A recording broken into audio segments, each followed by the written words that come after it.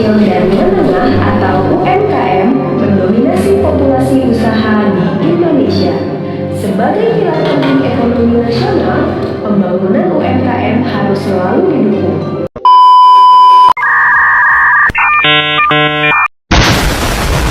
Nah, jadi teman-teman, di sini kami sudah bersama Pak Didi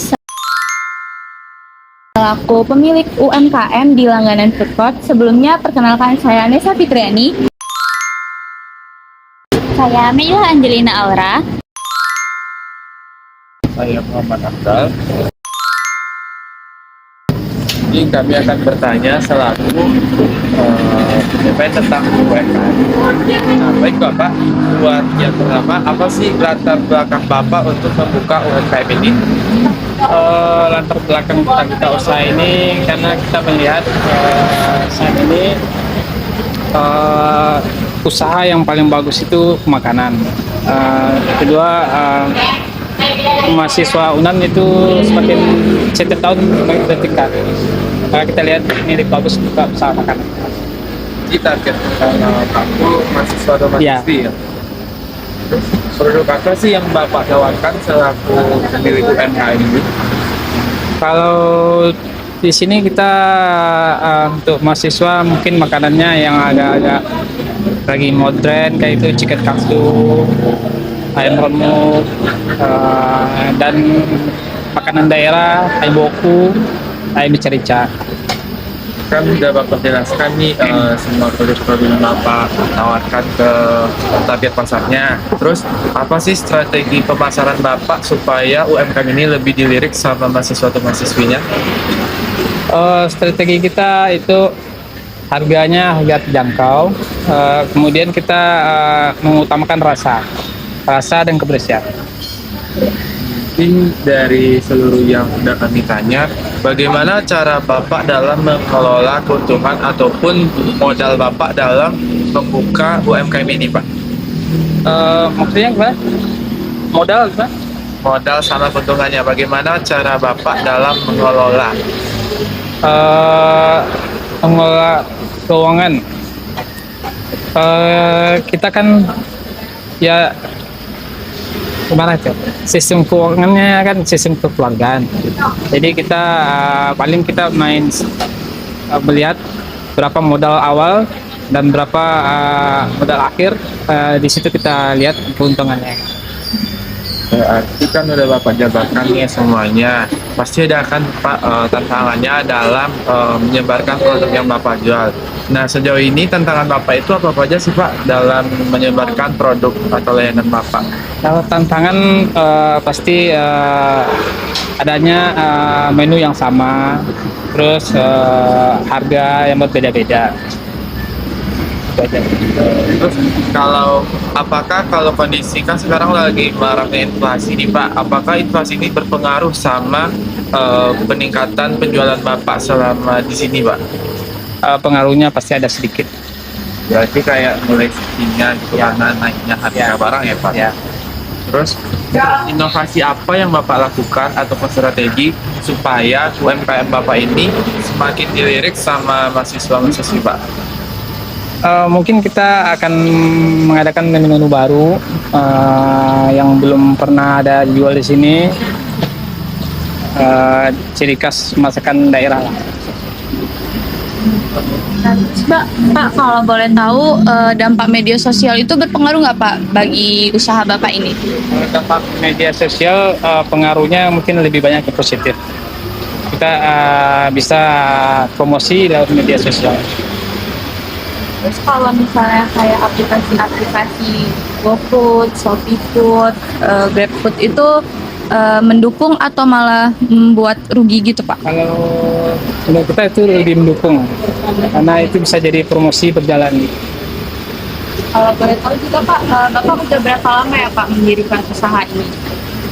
Kita udah 1 tahun lebih. Kalau untuk rencana pengembangan usahanya, rencana seperti apa yang akan Bapak lakukan? Mungkin kita akan mengadakan banyak-banyak promosi seperti diskon, seperti itu.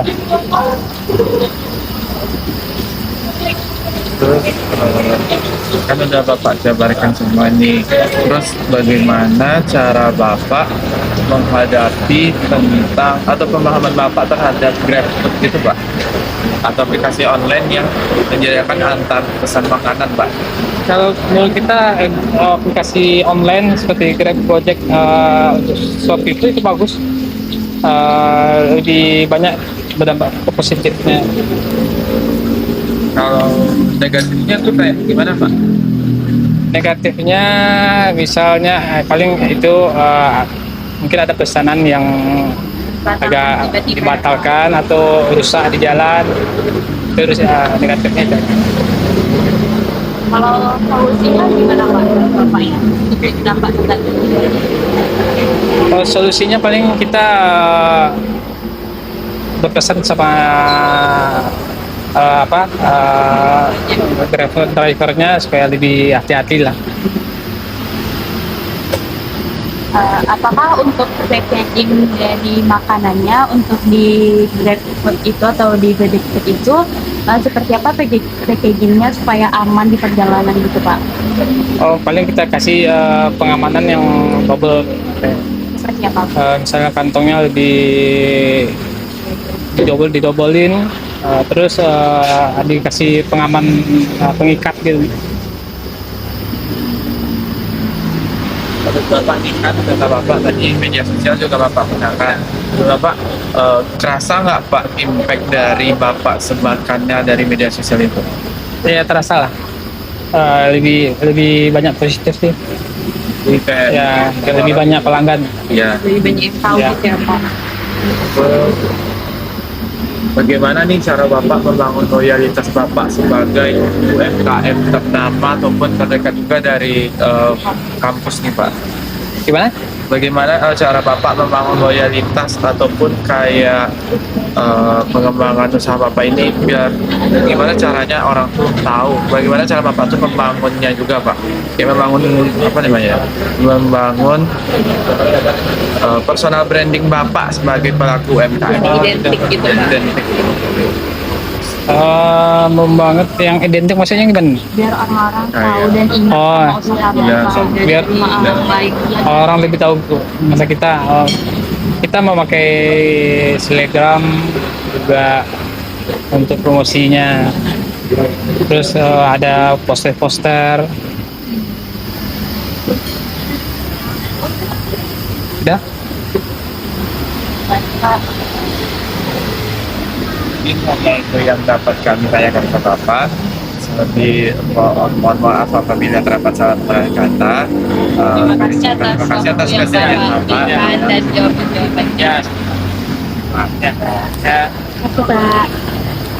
Nah, jadi guys, kami sudah mewawancarai Pak Didi selaku pengusaha UMKM di sini. Berikut merupakan hasil jabaran-jabaran Pak Didi selaku pemilik UMKM yang berada di sekitaran kampus kita.